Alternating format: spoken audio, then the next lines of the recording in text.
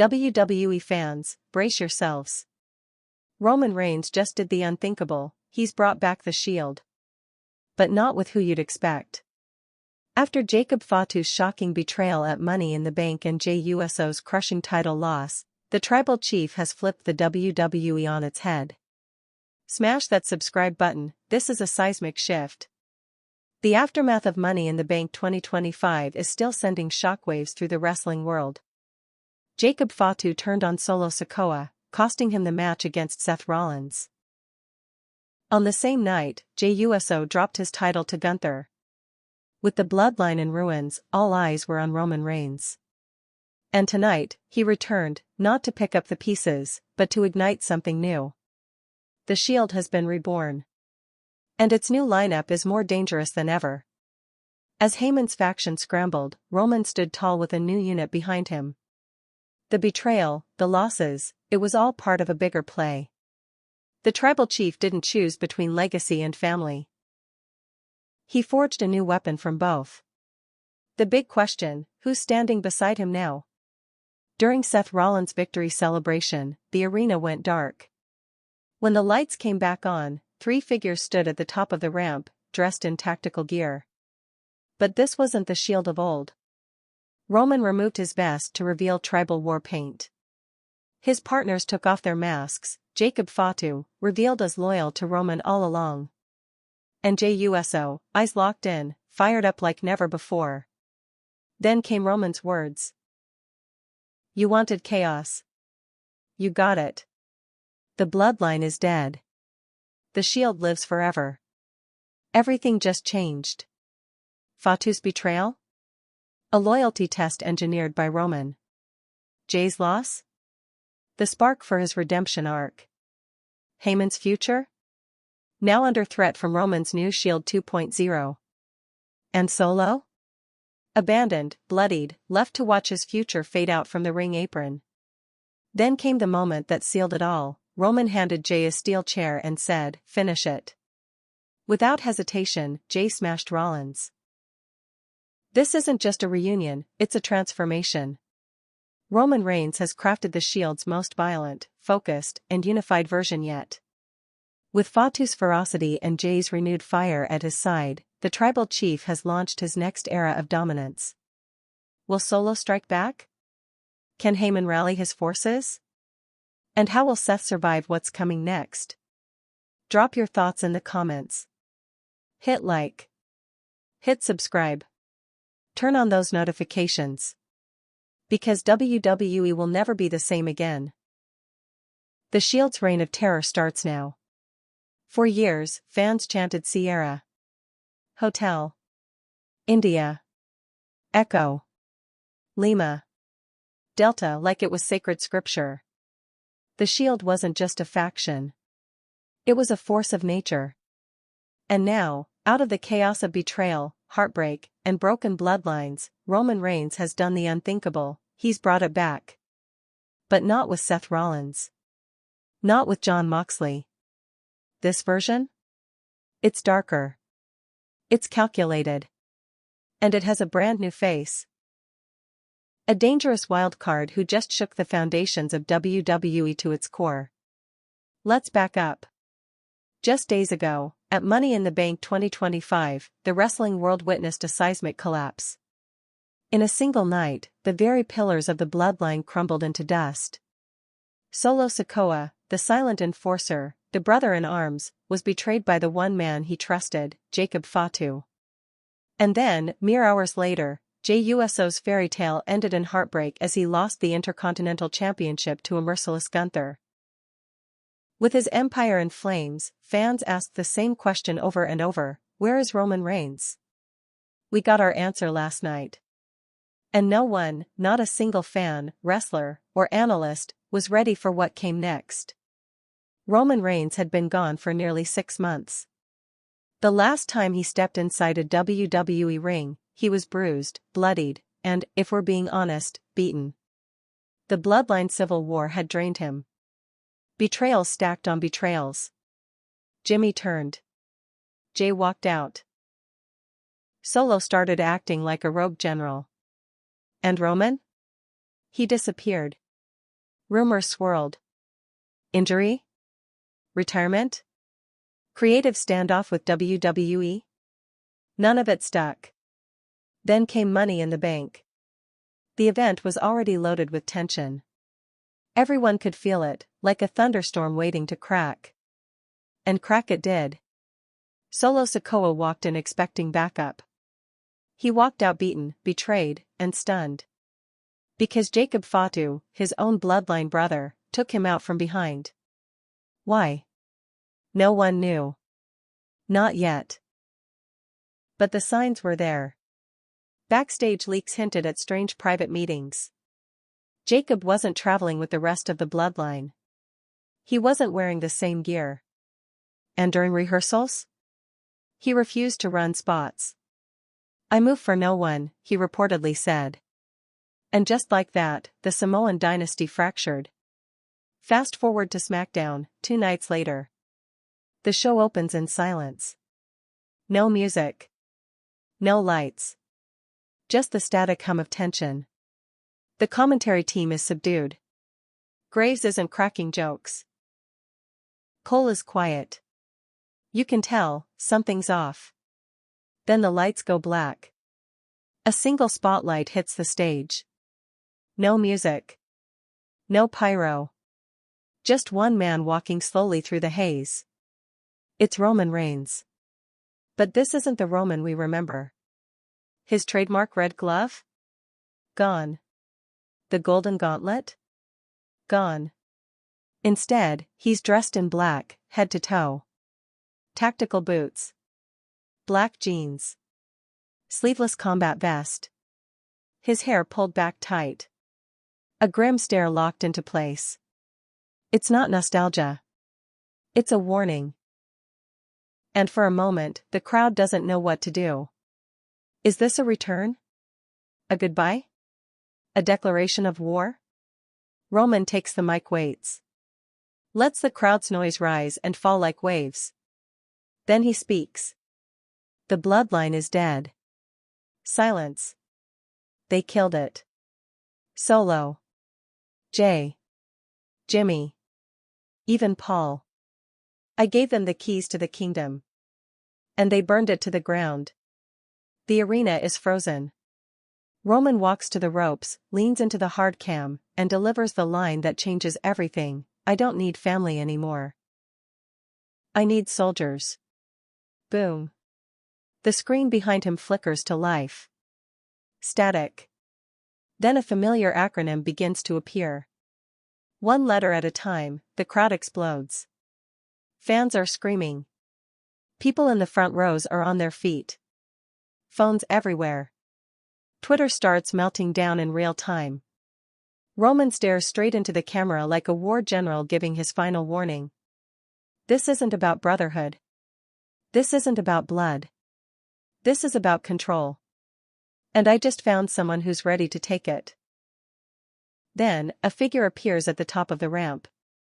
Hood up. Body cloaked in black. The camera pans closer and closer. He pulls the hood down. It's Jacob Fatu. Wearing shield gear. The reaction is instant chaos. Some fans cheer. Others boo. You can feel the confusion bleeding out into the arena. Not even Michael Cole can make sense of it. What the hell are we witnessing?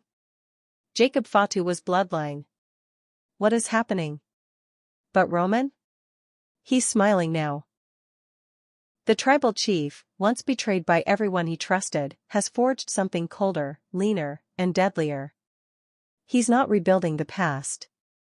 He's creating something new. Something far more ruthless.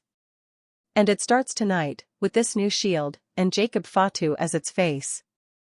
It's poetic, almost cruel. Jacob Fatu ended the bloodline by betraying Solo. And now he's standing shoulder to shoulder with Roman, dressed in the armor of the very faction that launched Roman's dominance over a decade ago. This isn't just a return. This is a reset. And the message is clear: family is weakness. Brotherhood is war. WWE just entered a new era. The tribal chief is done playing king. He's building a militia. They say a dynasty doesn't die in a day. But that's a lie. The bloodline fell in a single night, and everyone felt it. From the top of the arena to the backstage locker rooms, to millions watching at home, WWE fans witnessed the implosion of one of the most dominant forces in modern wrestling.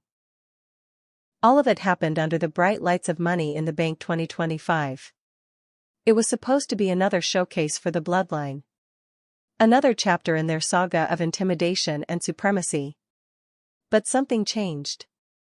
A slow-brewing tension finally boiled over, and in the process, a bond built on family crumbled into betrayal, confusion, and chaos. This wasn't a loss. It was a total collapse. Let's start with the opening shockwave, Solo Sikoa vs. Seth Rollins. Sikoa came in looking ready. Not just physically. Mentally. Focused. No theatrics. No taunts. Just violence. The kind of violence that's become his trademark since stepping up as the new muscle of the bloodline. Paul Heyman was noticeably absent. So was Roman. So were the Usos. But Solo didn't seem to care. He was in control from the opening bell. Stiff strikes. Brutal slams. Seth was on the defensive early. Then came the moment. 15 minutes into the match, Solo tossed Seth into the corner and charged in for the Umaga-style running hip attack.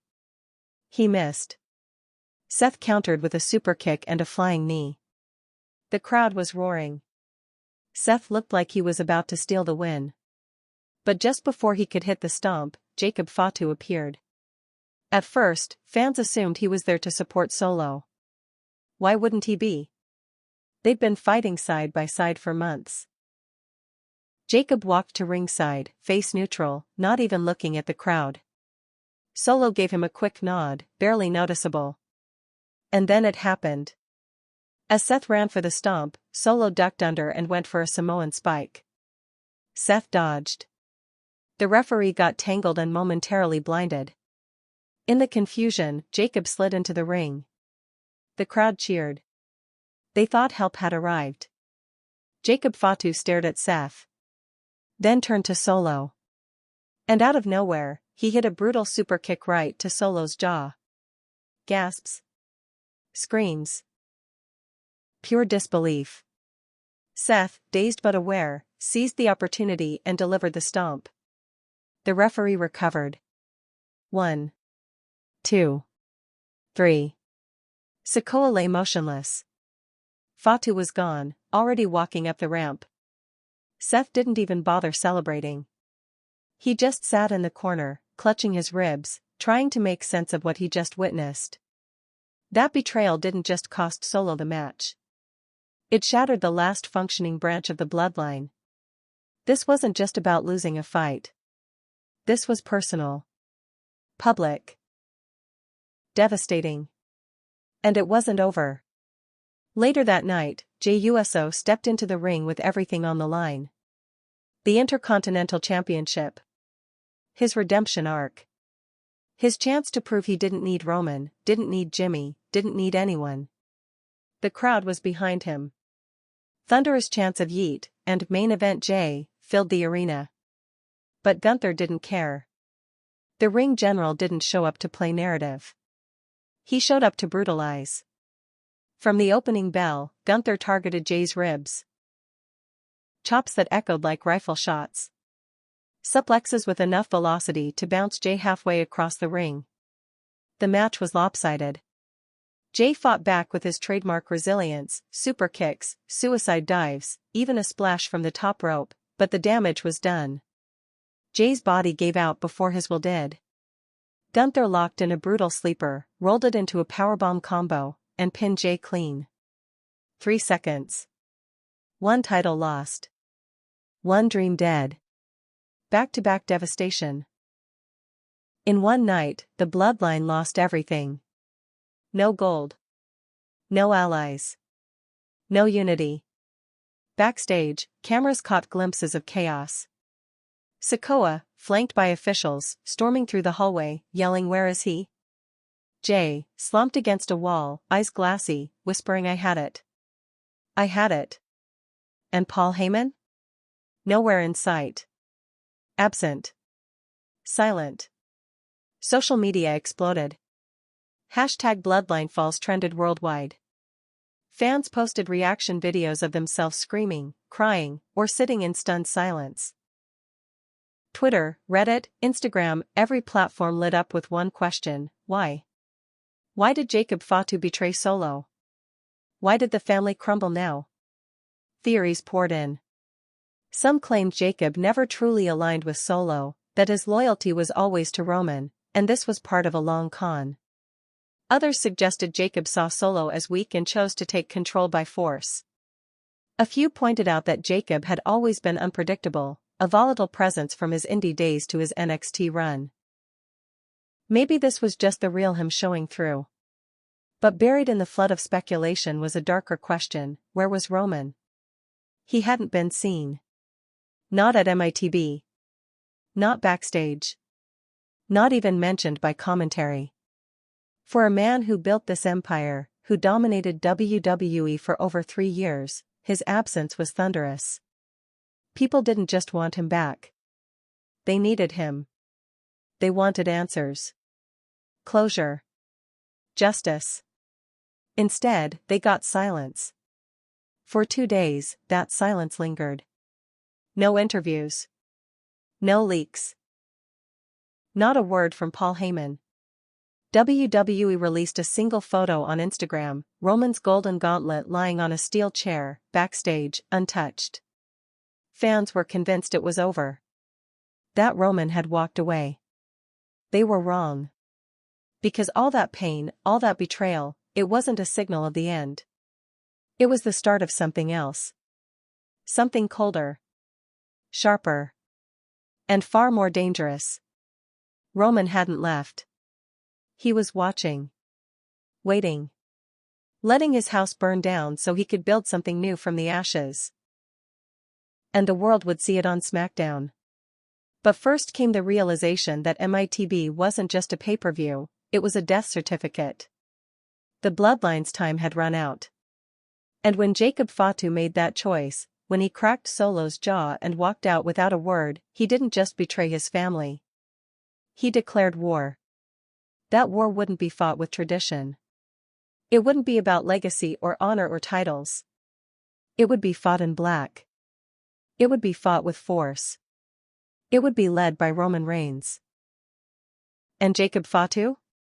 He wouldn't be the traitor. He'd be the beginning.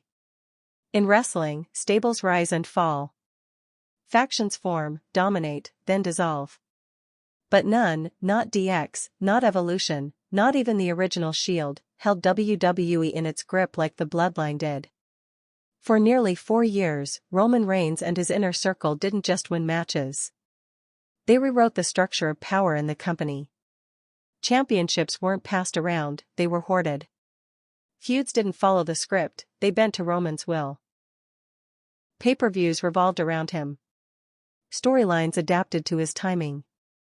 And the rest of the roster? They either fell in line or got out of the way. But no empire lasts forever. And when the Bloodline fell, it didn't just crumble quietly. It came apart in spectacular, soul-tearing fashion. To understand just how far this empire has fallen, you have to rewind the clock. Go back to the beginning. Not just to Roman's championship win in 2020, but to the formation of this dynasty. It started with one match. Roman Reigns vs. Jey Uso. Clash of champions. Family against family. Respect on the line. At the time, it felt like a one-off. A strange detour in Roman's championship reign.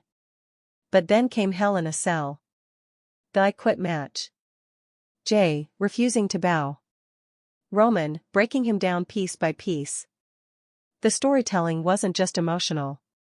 It was generational. And when Jey finally acknowledged Roman as the tribal chief, the tone shifted. This wasn't just about titles anymore. This was blood. Honor. Power. Then came Jimmy. Then came Solo. Then came Paul Heyman. One by one, Roman built his machine. And for years, it ran like clockwork. Roman stacked up wins. WrestleMania after WrestleMania. SummerSlam after SummerSlam. Everyone fell. Cena. Bryan. Owens. Edge. Lesnar. Cody.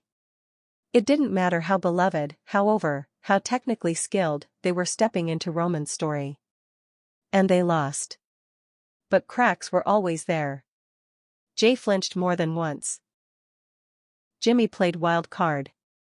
Solo arrived late and never quite fit. Paul Heyman constantly looked over his shoulder. Fans could feel it. The house Roman built was made of tension. It was only a matter of time before the structure buckled. And buckle it did. It started with Jimmy turning on Jey during one of the most emotional main events in recent WWE history. From there, it was like watching a family meal slowly devolve into a war room. Passive-aggressive comments became chair shots. Mistrust became betrayal. And through it all, Roman tried to hold it together. But he did it the only way he knew how, through control. Micromanaging. Intimidation. Emotional manipulation. When someone strayed, he punished. When someone asked questions, he silenced. Eventually, the aura cracked. By early 2025, Roman's appearances became rare. Injury was whispered, but backstage reports suggested something deeper: burnout. Not physical. Narrative. WWE had built everything around him for so long that the pressure was no longer sustainable. The moment Cody Rhodes finally dethroned him at WrestleMania 40, the air shifted. Roman took time off. The bloodline was expected to carry on. But without the gravity of Roman, they drifted. Solo Sikoa tried to step up. The quiet powerhouse with a temper and no tolerance for weakness. Fans liked it. Briefly. But he lacked Roman's charisma. He didn't cut promos that made headlines. He didn't control matches like Roman did. He was a weapon without a war. Jey, in contrast, thrived. He captured the Intercontinental title and seemed poised to break out entirely. He was smiling again. Connecting. Wrestling like he had purpose. He even started talking about a run at the world title. That's when the foundation really started to shake. The bloodline wasn't a family anymore. It was a loose alliance. Solo brooded. Jacob Fatu entered the mix, unpredictable and untamed. Jimmy vanished again. Heyman? Mostly quiet, seemingly observing more than managing. And Roman? Still silent. So by the time Money in the Bank arrived, the bloodline was already a shell. People just didn't want to admit it. The fans still wore the shirts. Still threw up the ones during entrances. Still believed it was salvageable. Then Jacob Fatu superkicked Solo in the face. That kick wasn't just a betrayal. It was a declaration. The war was over. The family had destroyed itself. And Jacob wasn't interested in saving it. He was walking away, out of the ashes, into something else. The symbolism wasn't lost on anyone. When Jey lost later that night, clean, no controversy, it confirmed what people had feared: Roman wasn't coming back to pick up the pieces. There were no pieces left to pick up. The bloodline was dead. And the emotional toll was real. These weren't just characters in a script. They were family. Real cousins. Real blood ties. Generations of Samoan wrestling history intertwined. From Afa and Sika to Rikishi to Roman to the Usos. For decades, they protected each other's legacies. Now? They were trading blows on global television, bleeding for storylines that mirrored real resentments.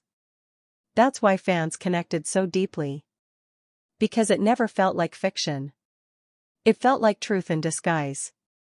People saw echoes of their own family dysfunction. The brother who walked away. The cousin who went rogue. The father figure who vanished when things got hard. This wasn't just a wrestling collapse. It was a human one. And that collapse came with consequences. WWE is scrambling. The Bloodline carried ratings for years. Their segments were appointment viewing. With them gone, who fills that void? Gunther's reign is powerful but cold. Seth is popular but stretched thin. Cody? Already busy. LA Knight, Drew McIntyre, Sami Zayn, they're all pieces. But none of them can replicate what the Bloodline brought. That's why Roman's return wasn't just welcome, it was necessary. But his return came with a message: he's not rebuilding. He's replacing. And that's what terrifies people the most. The Bloodline was built on loyalty, tradition, and honor. Twisted, sure, but still rooted in family. The Shield? That was different. That was war. And now, Roman's vision fuses both. A war machine built from betrayal. An ideology born from loss. The empire crumbled. But in its place? A fortress. Roman isn't trying to fix what broke. He's trying to erase it. For months, WWE fans asked the same question over and over like a chant they couldn't shake: where is Roman Reigns? Not where physically, he wasn't backstage, wasn't on Raw or Smackdown, wasn't posting on social media. They meant where in the story. Where in the war? While the Bloodline fractured and imploded, while Jacob Fatu launched his betrayal and Jey fell in battle, Roman's absence turned from mystery into void. And that silence became unbearable. Until now. Because this week on Smackdown, with no announcement, no promotion, no tease, Roman Reigns returned. And he returned like only Roman can, without a single word in advance, but with a presence so powerful it froze an entire arena. Let's walk through what happened, moment by moment. The show had been strange from the start. Production was tight-lipped. Commentary, especially Michael Cole, kept mentioning tension in the air. The camera cut backstage multiple times to various superstars looking nervously at their phones, as if they knew something was about to happen. LA Knight. Austin Theory. Even Triple H was shown in his office, watching a monitor with a tight jaw. All these moments added up to one message. The WWE locker room was bracing for impact. And then it happened. Right after the final match of the night, Gunther vs. Ricochet, ended, the lights in the arena dropped. No outro music. Just blackness.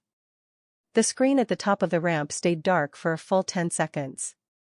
Then a sound hit the speakers, faint at first, then louder. Not music. Breathing. Slow, heavy, deliberate. Then came the flicker. A single pulse of light. Then another. Then static. Finally, the Jumbotron lit up with a single word: acknowledge. The crowd lost it. Screams, gasps, chants, all rising into a deafening wall of sound. People were jumping in their seats. Camera phones everywhere. Chants of Roman.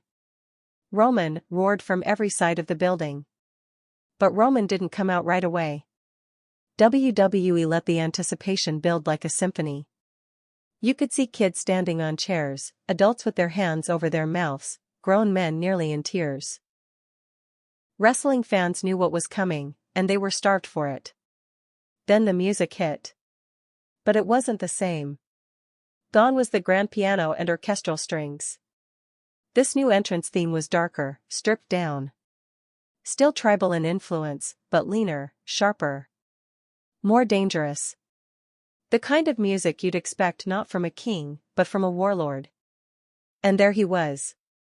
Roman Reigns stepped through the curtain in slow motion, standing still for a moment at the top of the ramp. The camera zoomed in. Tight on his face. No smile. No anger. Just calm. Controlled. Focused. He was dressed differently. No gold glove. No head-of-the-table shirt.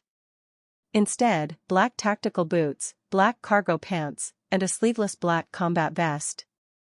No logos. No slogans. No gimmicks.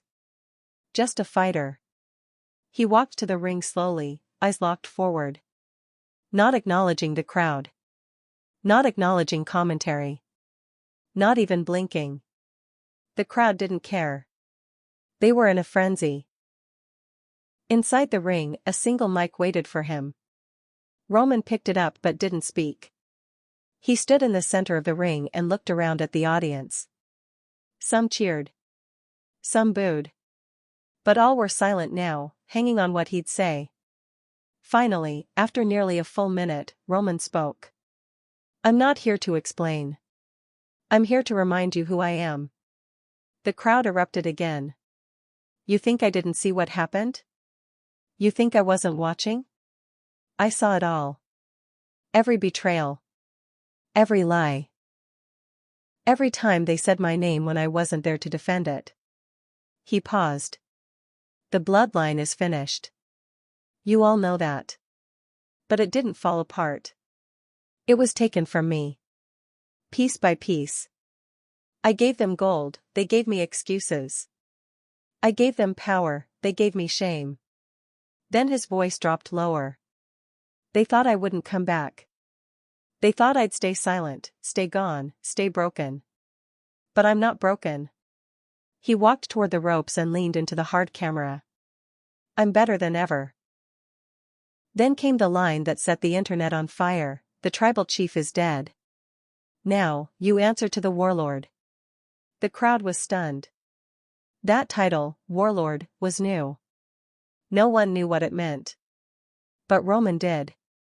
And he wasn't done. "I don't want family. I don't need blood. I need loyalty. I need soldiers. I don't care about brothers. I care about control. Because when I build something this time, it won't be out of respect. It'll be out of fear." That's when the screen flickered to life again. Security footage. Grainy. Black and white. It showed Jacob Fatu standing in a dark hallway backstage. Then, Roman appeared in the frame. They didn't speak. Just stared at each other. Then Jacob nodded once. Roman nodded back. Then the video cut to black. Back in the arena, Roman looked up at the Titantron, then back to the audience. "You're going to meet the first soldier. But not tonight. When he comes, you'll know. And when he does, everything changes." He dropped the mic and walked away. No music. No pyro. No celebration. Just a man who had decided he wasn't coming back to reclaim a throne, he was coming to burn the whole kingdom down and build something else. The reaction backstage was electric. Even hardened veterans like Randy Orton and AJ Styles were reportedly stunned by the way Roman controlled that moment. One producer said, "It felt like watching a storm walk into the room." Social media exploded. #WarlordRoman, #TheReturn, #Shield 2.0, all trending within minutes. Wrestling journalists scrambled to decode the meaning behind the soldier's reference. Podcasts lit up with speculation. Who was the first soldier? Was Jacob Fatu truly aligned with Roman or still playing both sides? Was Roman hinting at reforming the Shield with new members? But one thing was certain. Roman Reigns was back. And he wasn't trying to fix the past. He was rewriting the future. The arena was still buzzing from Roman Reigns' shocking return the week before. Fans hadn't stopped talking about the new look, the new tone, and the new title he gave himself, the Warlord. It wasn't just a branding shift. It was a warning. Everyone expected fireworks this week. Instead, WWE gave us a slow build. Throughout the first hour of Smackdown, we saw clips of Roman arriving in the building alone. No security. No Paul Heyman. Just Roman in black, walking through hallways that used to bow at his feet. Now, everyone moved aside like he was radioactive. Backstage staff gave nervous glances. A few stars, Bobby Lashley, Kevin Owens, stood silently and watched him walk past. Not one handshake. Not one acknowledgement. Roman didn't care. The WWE Universe was told he'd address the situation live in the ring. But no one knew what the situation was. Was he going to explain Jacob Fatu's betrayal? Denounce Solo and Jey? Announce a new faction? They got more than they bargained for. Near the top of hour 2, the lights dimmed. No intro package. No build-up. Just darkness. A single spotlight on the ring. Then that new theme music hit again, dark, minimal, tribal drums over a menacing guitar riff. Roman walked down the ramp slowly. No fan interaction. No drama. Just pure, deliberate intimidation. And in his hand, a microphone. When he stepped into the ring, the crowd was electric, but divided. One side booed. Another chanted his name. But no one sat still. Phones were out. Heads were tilted forward. Eyes locked on him. He stood still for a full 30 seconds, letting the tension thicken like fog. Then he raised the mic. You wanted answers. Here they are. That's how it began. No theatrics. No catchphrases. Just truth, in his voice. I didn't disappear. I watched. I didn't run. I planned. Every piece that's fallen apart? I saw it coming. I let it happen. Pause. The crowd murmured. Jey thought he could lead. He couldn't. Jimmy played both sides and got lost. Solo? He was supposed to be my enforcer, but he turned into a hothead. And Jacob Fatu? He saw the truth before anyone else. The crowd booed at Jacob's name. Roman didn't flinch. He did what had to be done. He ripped the rod out from the core. Because the bloodline was already dead. You were just too sentimental to bury it. Then he stepped closer to the hard camera. The people. The fans. You watched the bloodline run this business for 4 years. You loved it. You feared it. You cheered us, booed us, worshipped us. But here's the part you forgot, it was always mine. Not theirs. Mine. The camera zoomed in. Roman didn't blink. And I got tired of carrying dead weight. This line triggered a wave of crowd reaction, gasps, boos, even a few cheers. Commentary didn't say a word. Just silence. Roman kept going. I gave them the blueprint. They built a house and forgot who handed them the hammer. So I burned it down. And now?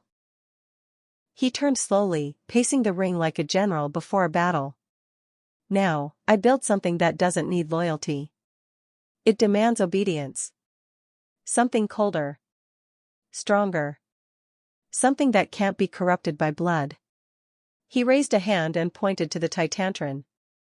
The screen showed a short clip, black and white footage of a younger Roman Reigns, Seth Rollins, and Dean Ambrose, standing united as the Shield. It cut to them powerbombing opponents through tables. Then to Seth turning on Roman with a steel chair. Then to Roman standing alone, holding both the Universal and WWE titles. Then finally, to a shot of Jacob Fatu, from behind, wearing Shield gear. Back to the ring. Roman's voice dropped lower. The Shield was never about friendship. It was never about respect. It was about power. And this time, I won't make the mistake of trusting anyone. I'll command them. He pointed to the camera again. And I'm not looking for brothers. I'm building soldiers. Soldiers who follow orders. Soldiers who don't flinch. Then he leaned on the top rope, eyes locked into the hard cam lens. Jacob Fatu isn't a traitor. He's a prototype. Boom. The crowd erupted again, split between stunned silence and wild yelling. On Twitter, the words Fatu, prototype, and Roman's promo started trending within minutes. Roman stood back up and gave the audience one final piece of the puzzle. You're waiting for me to call out Cody. Or Seth. Or Solo. You want a match. You want a WrestleMania moment. That's not what this is. He took a breath. This is not the era of challengers. It's the era of surrender. Then he walked toward the ropes. 1 foot outside the ring. He stopped. Turned back. Next week, I reveal the second soldier. If you thought Jacob was a surprise, you haven't seen anything yet. Mic drop. No music.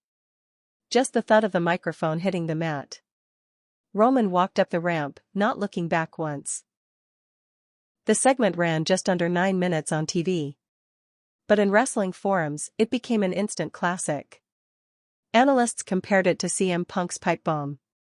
Fans called it the most calculated promo since Jake the Snake Roberts in his prime. It wasn't just the words. It was the delivery.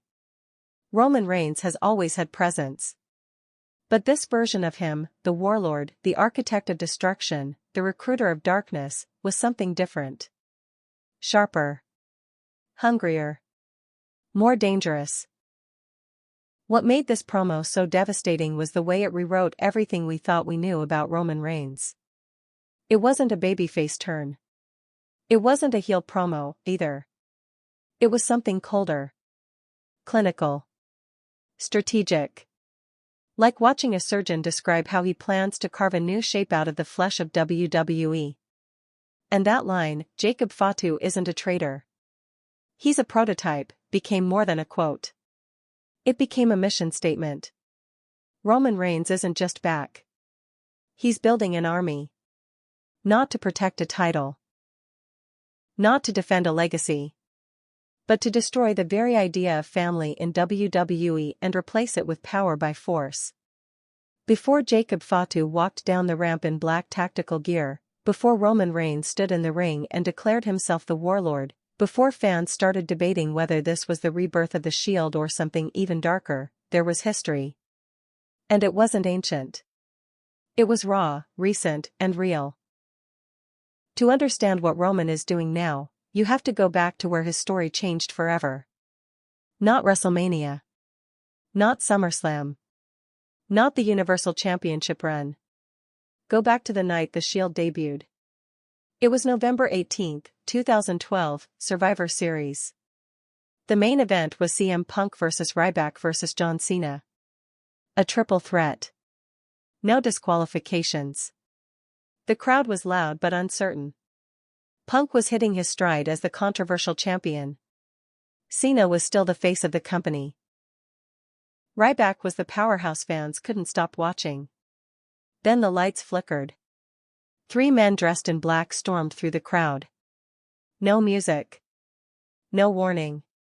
Just chaos. They dragged Ryback out of the ring and triple powerbombed him through a table. Punk seized the opportunity, pinned Cena, and retained his title. Those 3 men? Seth Rollins. Dean Ambrose. Roman Reigns. The Shield was born. No faction in WWE history entered with that much violence and precision. They weren't introduced with backstage vignettes or hype videos. They showed up, wrecked everything, and left. From day one, they positioned themselves as something different. They weren't brothers. They weren't best friends. They were soldiers of justice. They called themselves the Shield of Justice in WWE, a trio that claimed to right the wrongs of a corrupt system. But that righteousness never masked the truth. They were violent. They were efficient. They were merciless. And the fans loved them for it. Over the next 2 years, the Shield tore through every team, faction, and solo act that stood in their path. They took down Team Hell No, John Cena, Randy Orton, Sheamus, Big Show, Evolution, and even the Wyatt family. Week after week, they arrived in black, executed flawlessly, and vanished before the dust settled. Roman was the powerhouse. The muscle. The finisher. He was the one who delivered the final blow, usually a spear or a thunderous powerbomb. He didn't speak much back then. That was Ambrose's role. Seth was the tactician, the mind behind their movements. But Roman? Roman was the weapon. And that's important. Because that identity, of being the weapon, not the architect, haunted Roman long after the Shield imploded. Let's talk about that moment. June 2, 2014. Monday Night Raw. The Shield had just defeated Evolution in a stunning clean sweep the night before.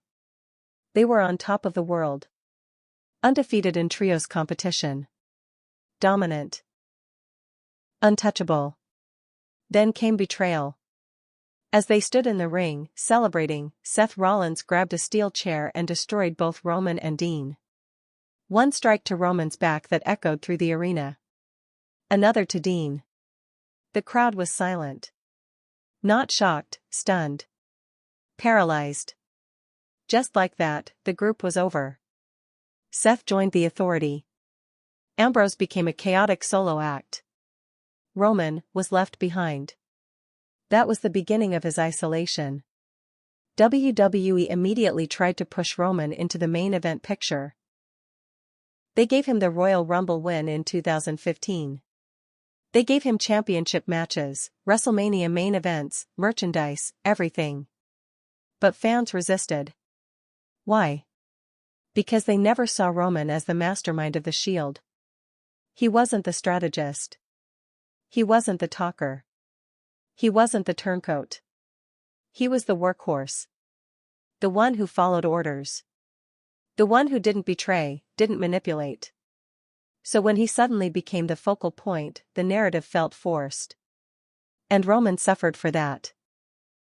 For years, he was the target of boos, jeers, and rejection, not because he lacked talent, but because he lacked ownership of his story. Then came 2020. Roman returned at SummerSlam with new teeth, a new physique, and a new attitude. And then, Paul Heyman.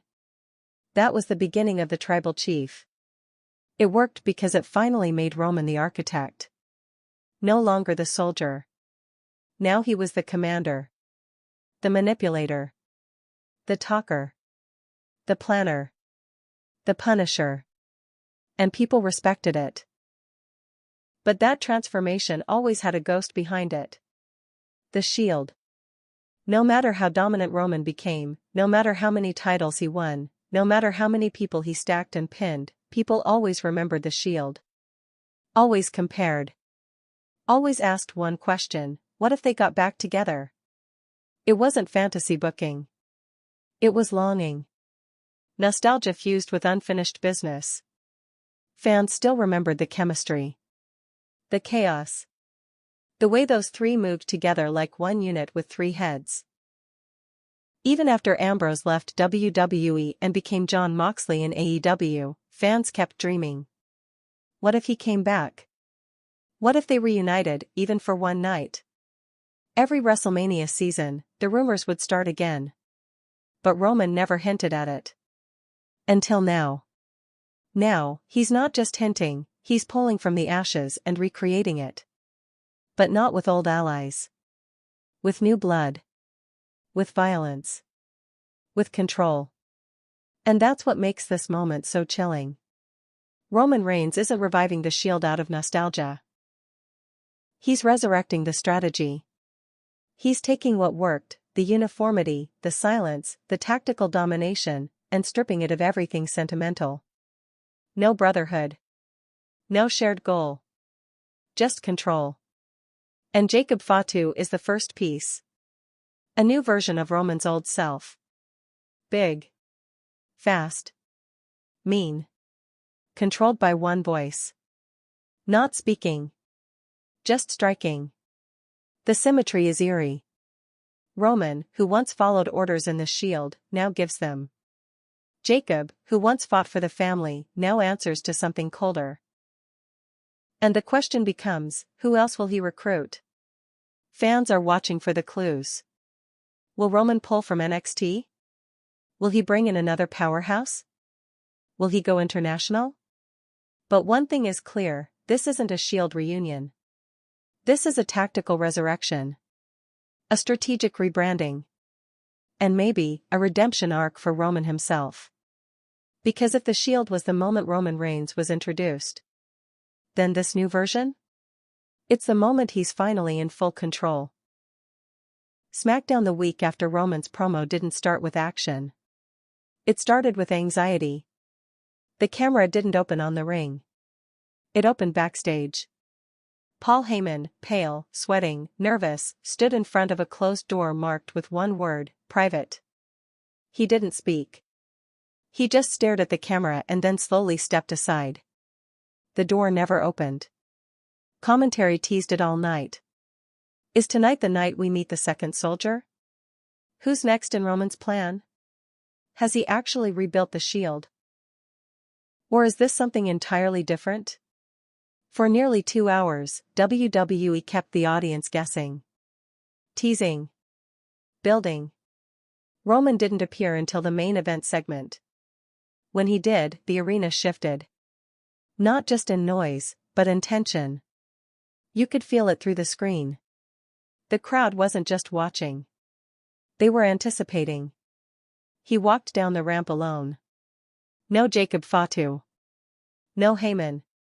No lights beyond a cold white spotlight. He entered the ring slowly, mic in hand, eyes never leaving the hard cam. This isn't a return, he began. This is a correction. The crowd buzzed. Roman had a way of speaking now that didn't need shouting. He didn't yell. He never begged for reactions. He spoke like a man whose words weren't suggestions, they were conclusions. He kept going. You think last week was a surprise? You think Jacob Fatu shocked you? That was the test. The first strike. The first warning. He paused and let the silence breathe. I told you soldiers were coming. And I meant that. But you thought I'd reveal them all at once. That's your mistake. You keep thinking this is about a wrestling faction. He walked the ring now, pacing, slow and deliberate. This isn't a reunion. This isn't nostalgia. This is war. And in war, you don't reveal your whole army before the first shot's fired. Then the screen above the ramp lit up. Footage played. It was grainy again. CCTV style. A figure stood in a dark hallway, hoodie up, face shadowed. Slow-motion footage showed him throwing punches at a punching bag. No logos. No color. Just black. Everything black. Then came a voiceover, Roman's voice. You've already seen what one soldier can do. But what happens when there's two? When there's three? What happens when there's a unit that doesn't question, doesn't hesitate, doesn't flinch? The footage cut to black. Just text now. They're already here. The arena erupted. But nothing happened. No new music. No surprise attack. No reveal. Roman stood in the center of the ring and let the crowd chant. We want answers. Who's the next soldier? Shield. Shield. Shield. Roman slowly lifted the mic again. You'll see him when you least expect him. You'll hear the boots. You'll feel the air shift. And when he arrives, he leaned forward into the camera. You won't even see the third coming. He dropped the mic, walked out. No music. No pyro. Just tension.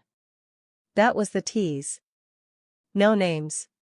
No faces. No new gear. Just implication. But fans are smart. Theories began instantly. Within hours, Reddit was flooded with speculation. Who's the next soldier? Some believe it's Carmelo Hayes, fast, cocky, technical, and hungry.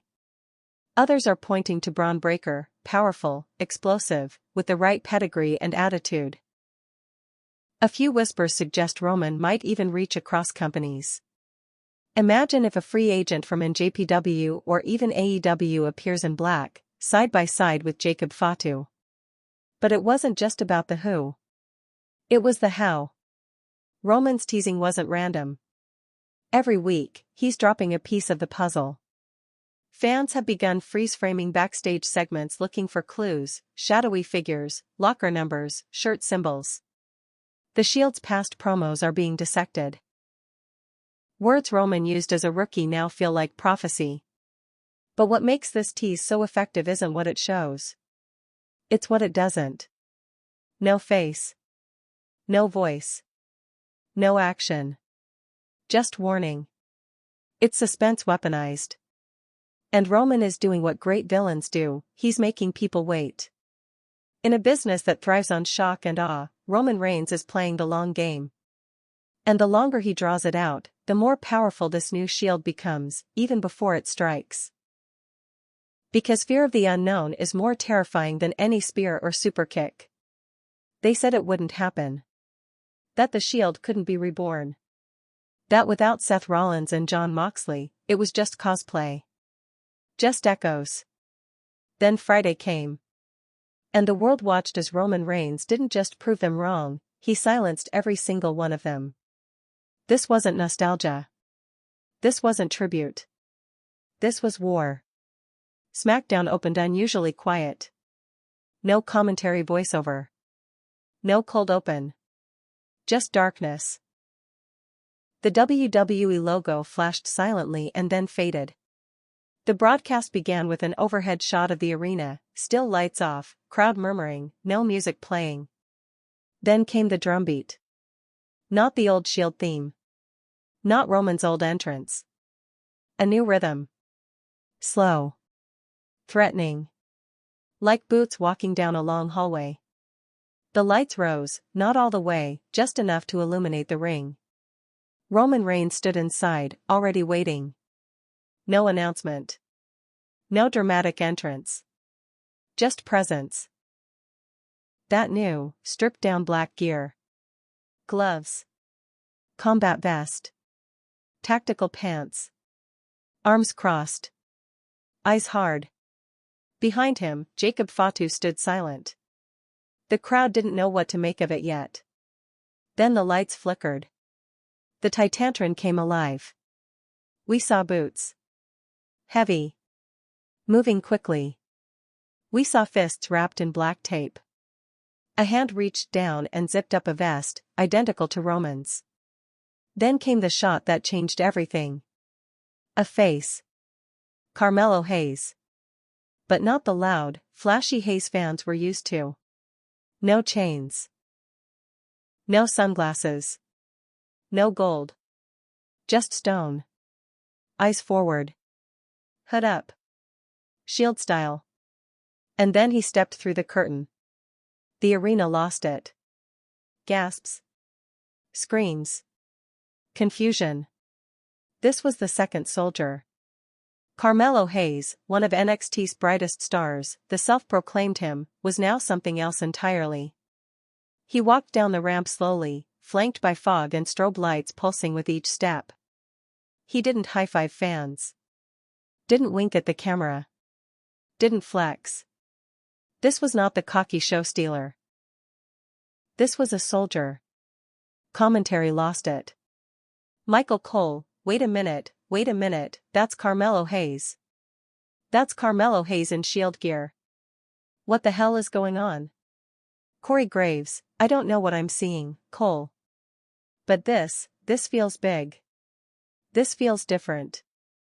Hayes slid into the ring and stood next to Jacob Fatu. Roman took a step forward, looked both men in the eyes, then turned to face the camera. He raised the mic. This is your new reality. The crowd booed, cheered, shouted, chanted. Roman smiled. Jacob Fatu was the beginning. But this is the escalation. You remember Carmelo Hayes, right? Flash. Flair. Talent. Everyone said he was the future. But no one told him how to get there. He turned to Hayes.